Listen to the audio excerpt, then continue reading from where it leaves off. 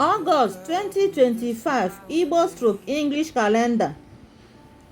Eke, Orie, Afọ, Nkwọ. The first day of August 2025 is on Friday, Eke Day. Second day, Saturday, Orie Day. 3rd August 2025, Sunday, Afọ Day.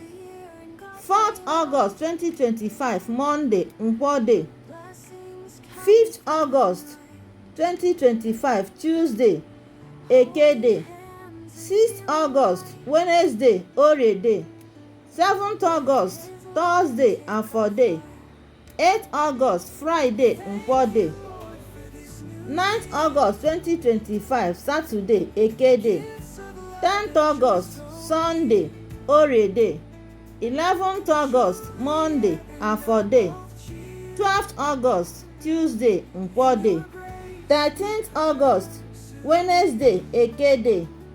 14th August, Thursday, Orie Day. 15th August, Friday, Afọ Day.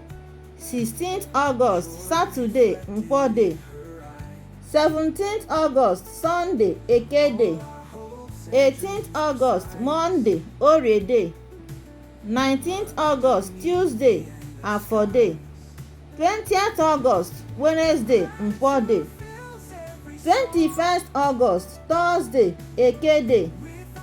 22nd August, Friday, Orie Day. 23rd August, Saturday, Afọ Day. 24th August, Sunday, Nkwọ Day. 25th August, Monday, Eke Day. 26th August, Tuesday, Orie Day.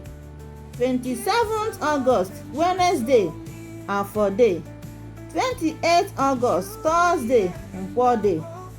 29th August, Friday, Eke Day. 30th August, Saturday, Orie Day. 31st August, Sunday, Afọ Day.